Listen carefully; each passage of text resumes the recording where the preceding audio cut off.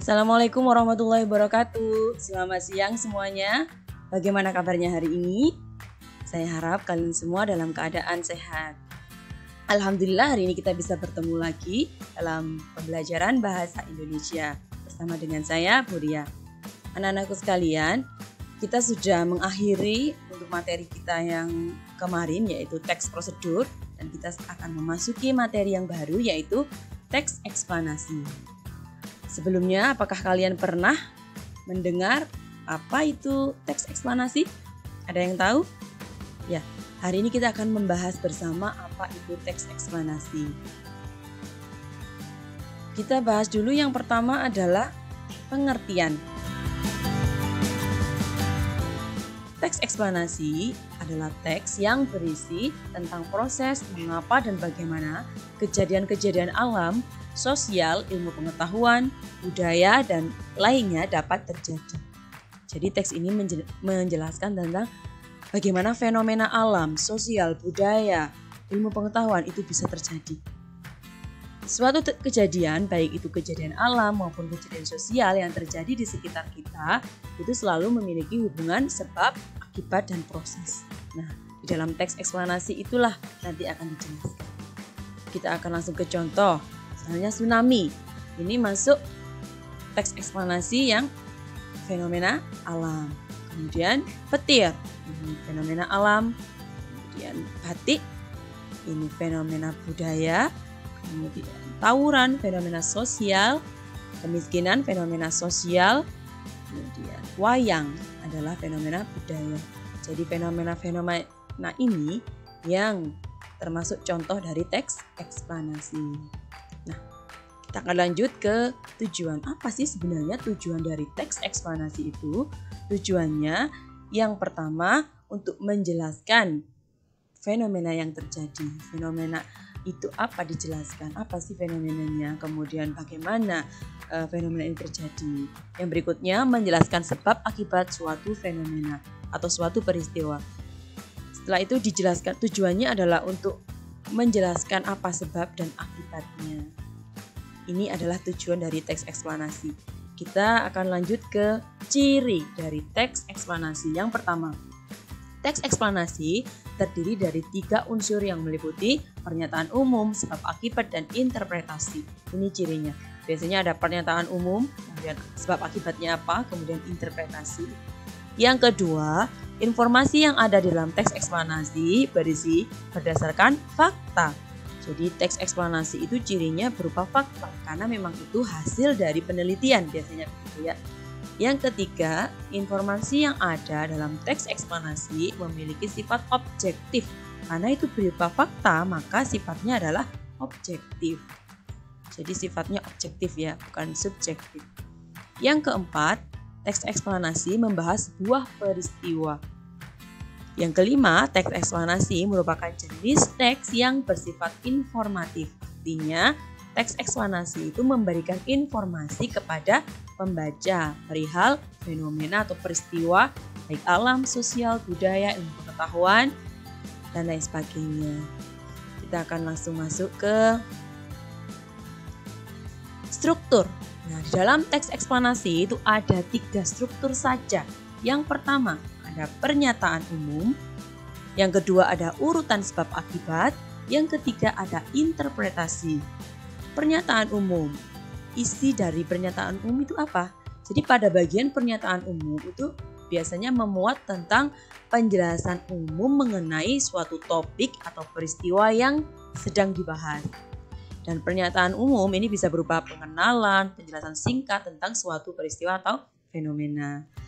Misalnya tentang gunung meletus misalnya, maka isi dari pernyataan umum itu adalah mengenai apa itu gunung meletus, kemudian penjelasan singkatnya tentang bagaimana atau apa itu gunung meletus. Kemudian urutan sebab akibat. Pada bagian ini biasanya terdapat informasi mengenai proses terjadinya suatu peristiwa atau fenomena. Dan bagian ini disusun secara detail dan berurutan dari awal hingga akhir. Jadi isinya adalah proses terjadinya. Misalnya tadi gunung meletus contohnya, maka di dalam bagian urutan sebab akibat ini berisi proses terjadinya gunung meletus, bagaimana awalnya, bagaimana sebabnya, apa akibatnya gitu. Kemudian interpretasi. Bagian ini merupakan teks penutup dan bukan suatu keharusan, artinya sifatnya opsional, boleh ada, boleh tidak. Pada bagian ini menjelaskan intisari atau kesimpulan dari topik yang sedang dibahas. Saya tadi tentang gunung meletus, jadi kesimpulannya apa gitu ya. Karena sifatnya opsional, jadi boleh ada, boleh juga tidak. Nah, jadi ada 3 tadi ya strukturnya. Yang pertama adalah pernyataan umum, urutan sebab akibat, dan interpretasi. Mudah-mudahan kalian di sini paham sampai sini. Kita lanjut dulu ke kaidah kebahasaan teks eksplanasi. Yang pertama, fokus pada hal umum atau generik, bukan partisipan manusia. Jadi teks eksplanasi itu biasanya membahas tentang hal yang bersifat umum, bukan khusus. Misalnya tsunami. Makanya dibahas tentang tsunami pada umumnya, secara umum. Tsunami itu apa, bagaimana proses terjadinya tsunami, apa akibatnya, seperti itu. Bukan tsunami yang terjadi di daerah tertentu. Misalnya tsunami yang terjadi di Aceh itu apa, bukan. Tapi fokus lebih ke sifatnya umum, tsunami sendiri itu apa. Nah, banjir juga sama, kemiskinan, pengangguran sifatnya umum. Kemudian yang kedua, dimungkinkan menggunakan istilah ilmiah.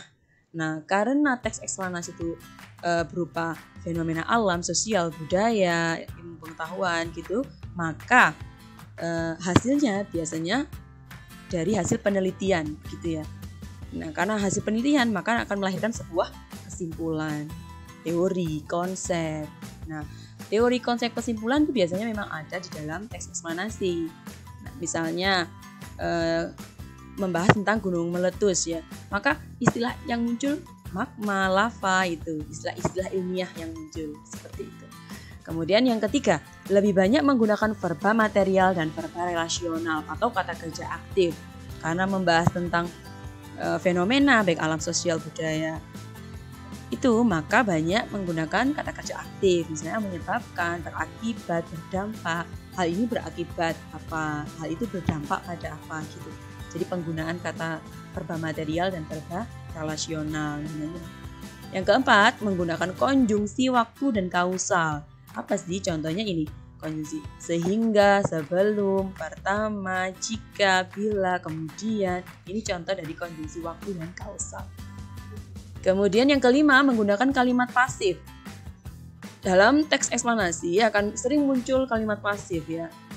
Misalnya ini terbentuk ditandai, misalnya Gunung Merapi atau Gunung Merapi terbentuk dari misalnya, atau gunung meletus ditandai dengan seperti itu. Nah, ini kaidah kebahasaan dari teks eksplanasi. Berikutnya kita langsung ke contoh ya. Ini contoh dari teks eksplanasi yang berupa fenomena alam karena ini ada banjir ya. Kita akan coba lihat dulu. Nah, contoh teks eksplanasi banjir. Nah, kita langsung cek strukturnya juga. Banjir adalah peristiwa yang terjadi ketika aliran air yang berlebihan merendam daratan. Dalam arti alir mengalir. Kata ini juga dapat berarti masuknya pasang laut. Banjir diakibatkan oleh volume air di suatu badan air seperti sungai atau danau yang meluap atau melimpah dari bendungan sehingga air keluar dari sungai. Nah, ini pernyataan umumnya sudah kelihatan di bagian awal penjelasan pengertian dari banjir. Kemudian urutan sebab akibat itu lebih kepada bagaimana banjir ini terjadi. Banjir sering mengakibatkan kerusakan rumah. Nah, ini urutan sebab akibat ya. Meski kerusakan akibat banjir, nah ini dibahas tentang bagaimana akibat dan sebab dari banjir. Kemudian yang terakhir ini bagian teks yang terakhir ini, di berbagai negara di seluruh dunia, sungai yang rawan banjir dikendalikan dengan hati-hati. Pertahanan seperti bendungan, waduk, dan weir digunakan untuk mencegah sungai meluap. Nah, seperti ini contoh interpretasi atau kesimpulan. Nah, karena di dalamnya bukan merupakan akibat dan sebab ya. Oke, kita lanjut ke contoh. Berikutnya ada contoh kemiskinan. Berarti ini masuk fenomena sosial. Contoh kemiskinan masuk fenomena sosial. Nah, ini kemiskinan adalah tingkat penghasilan masyarakat yang rendah sehingga tidak bisa memenuhi kebutuhan pokok sehari-hari, makan, tempat tinggal, pendidikan, dan lainnya. Ini adalah pengertian dari kemiskinan, termasuk struktur bagian pernyataan umum. Nah, kemiskinan terjadi sebab beberapa faktor. Ini sudah masuk paragraf urutan sebab akibat sampai sini ya. Nah, yang terakhir interpretasi. Seharusnya di Indonesia tidak perlu ada kemiskinan apabila kita dapat dan mau menerima serta bersyukur terhadap apa yang dimiliki. Ini interpretasi atau penutup atau juga bisa disebut kesimpulan. Nah, kita lanjut satu lagi. Ada wayang. Berarti ini sudah kelihatan ini adalah fenomena. Oh, maaf ini belum diperbaiki tadi ya. Ini fenomena budaya. Jadi wayang ini masuk fenomena budaya. Wayang merupakan seni pertunjukan asli Indonesia yang berkembang secara pesat di Pulau Jawa dan Bali. Nah, ini bagian pernyataan umumnya, pengertian dari wayang. Kemudian bagian urutan sebab akibat sudah kelihatan di sini ya. 1 dan 2 paragraf ini bagian urutan sebab akibat karena menjelaskan proses atau sebab akibat terjadinya atau munculnya istilah dari wayang itu apa. Kemudian interpretasi ini bagian terakhir. Nilai-nilai filosofi yang tersimpan dalam pewayangan selalu mengajak masyarakat untuk berbuat baik dan menghindari kejahatan. Ya, ini bagian interpretasi. Nah, dari yang sudah disampaikan semoga kalian semua paham ya. Kita akan lanjut. Nah, ini dia bagian akhir. Terima kasih dan sekian pembelajaran hari ini. Semoga kalian paham dengan materi yang sudah disampaikan. Dan untuk menguji sejauh mana pemahaman kalian, silakan kalian klik link kuis di bawah ini. Selamat mengerjakan dan kalian harus belajar dulu ini materinya ya. Pelajari sampai bisa. Diulang-ulang boleh. Setelah kalian paham, barulah kalian masuk ke kuis agar hasilnya baik. Kalau kalian hanya tidak mengikuti video ini atau pembelajaran ini dengan baik, maka nanti ketika mengerjakan kuisnya tidak akan baik hasilnya ya. Mudah-mudahan kalian paham dan mendapatkan hasil yang terbaik. Terima kasih. Assalamualaikum warahmatullahi wabarakatuh.